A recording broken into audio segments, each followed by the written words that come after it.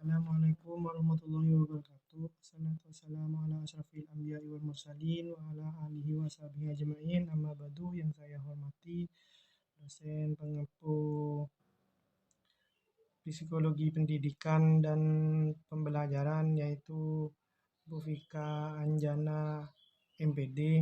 Di sini saya akan mempresentasikan tentang proses pertumbuhan dan perkembangan. Yang pertama yaitu pertumbuhan.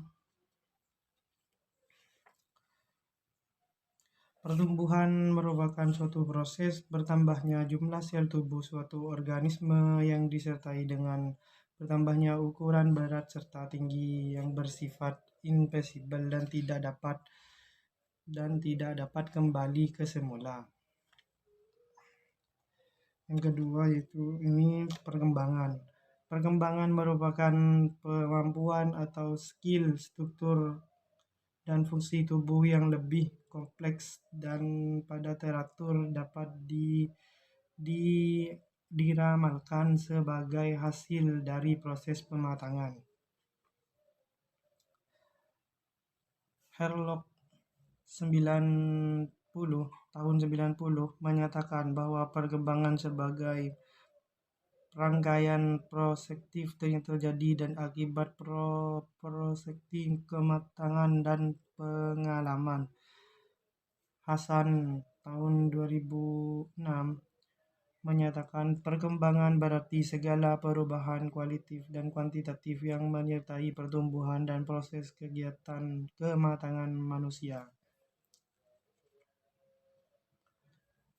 Prinsip-prinsip perkembangan. Prinsip-prinsip perkembangan yaitu yang pertama dasar permulaan dan sikap kritis, yang kedua yaitu peran kematangan dan belajar, yang ketiga yaitu mengamati pola tertentu yang dapat diramalkan, yang keempat yaitu semua individu berbeda, yang kelima yaitu setiap perkembangan mempunyai perilaku karakteristik, yang keenam yaitu setiap tahapan perkembangan mempunyai resiko, yang ketujuh yaitu perkembangan atau dibentuk rangsangan, yang kedelapan yaitu perkembangan dipengaruhi perubahan budaya, yang sembilan yaitu harapan sosial pada tiap perkembangan.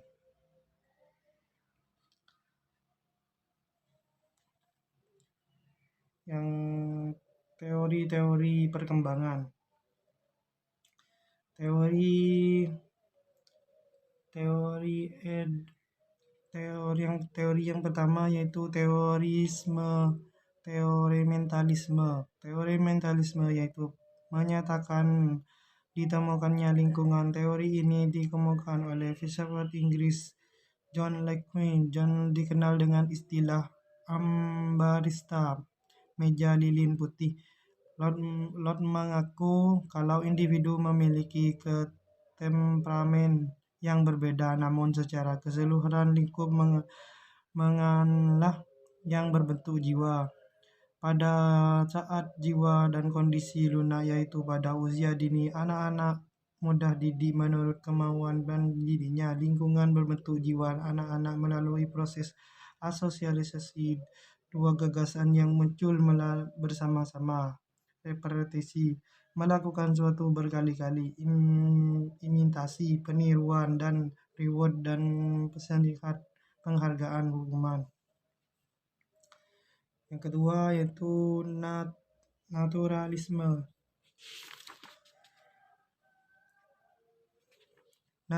Teori naturalisme, pandangan anak berkembang dengan cara-cara sendiri berpikir dan merasa alam seperti guru mendorong mengembangkan kemampuan berbeda-beda di tingkat pertumbuhan yang berbeda. Teori ini dikemukakan oleh yang berbeda John Rickrus dalam bukunya yang berjudul Emil, Belajar dari Alam. Anak-anak mungkin berubah mungkin tidak, tetapi tetap saja pribadi yang utuh dan kuat. Yang ketiga teori etolis. Etolis studi tentang tingkah laku manusia dalam konteks evaluasi. Teori ekologis dimulakan oleh Darwin Lewis Stendhalen dan Baldwin Charles Darwin menyatakan bahwa perkembangan manusia ditentukan oleh seleksi alam. Seleksi alam tidak hanya terjadi pada fisik seperti warna kulit, namun juga pada beragam tingkah laku. Menyatakan bahwa perkembangan karena adaptasi dalam lingkungan tertentu dan insting untuk melakukan serta berkembang dengan benar. Yang keempat yaitu komparatif dan organik. Teori kooperatif organik ditemukan oleh Hepburn sekitar tahun 1890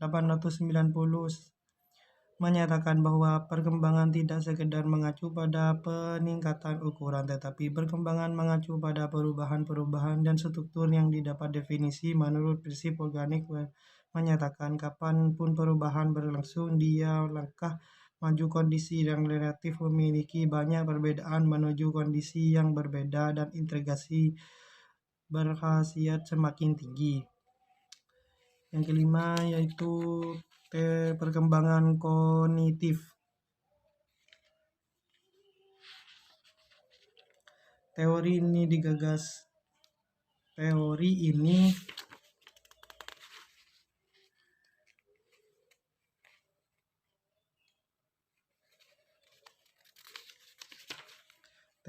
ini ditemukan bahwa anak-anak dapat bertahan dan berkembang dengan urutan yang tidak berubah dan keteraturan yang sama. Teori perkembangan moral. Teori perkembangan moral dikemukakan oleh Ludwig Kolbing yang dilahirkan pada tahun 25 Oktober 1925 di New York. Colbert sangat tertarik dengan pigmen yang berjudul The Moral Jungle of Child. Ketertarikan tersebut mendorong untuk melakukan penelitian tentang proses perkembangan penelitian moral pada anak. Penelitian tersebut dilakukan dalam rangka menyelesaikan diri dari Universitas Chicago. Penelitian ini dimaksud untuk dengan mengetes 75 anak yang berusia menyatakan pernyataan yang dituai dengan yang dihadapi dilema moral.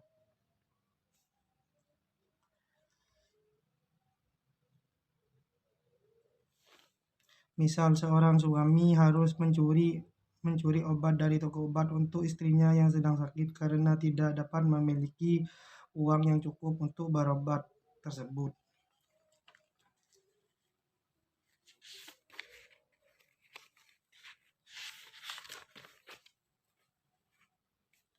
Yang tahap-tahap perkembangan. Tahap perkembangan yang pertama yaitu masa usia dari 0 sampai 2 tahun. Bayi mengalami dunia langsung lewat indranya, mereka tidak mengetahui ide atau pemikiran apapun. Mereka hanya merasakan panas, dingin, enak atau sakit. Mereka menggunakan gramatika sendiri sehingga berkomunikasi dengan orang dewasa. Mereka memiliki pengertian mereka sendiri meskipun orang lain tidak memperbaikinya. Yang B yaitu masa kanak-kanak awal, usia sampai 12 tahun. Masa ini dimulai memiliki implementasi baru. Mereka sudah bisa berjalan, sudah bisa bicara, makan sendiri, berlari ke sana kemari.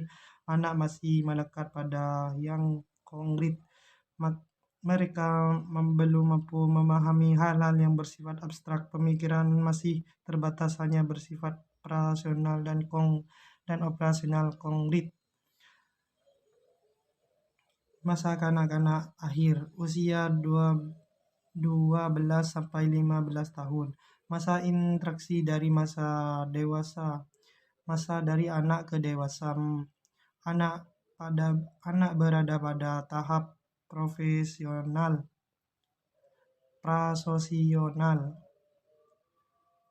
di mana hanya memperhatikan apa yang berguna bagi dirinya. Sedikit saja mereka yang memiliki kepedulian terhadap menjaga hubungan dengan orang lain. Masa dewasa usia usia 15 sampai akhir hidup. Pada masa ini, anak mulai merasa malu berhadapan dengan lawan jenis karena kesadarannya terhadap perasaan seksual yang mulai meningkat. Mereka lebih membutuhkan orang lain. Kognitif mereka juga berkembang. Mereka mulai memahami konsep Starkroot, membagi tahap perkembangan menjadi 5 bagian.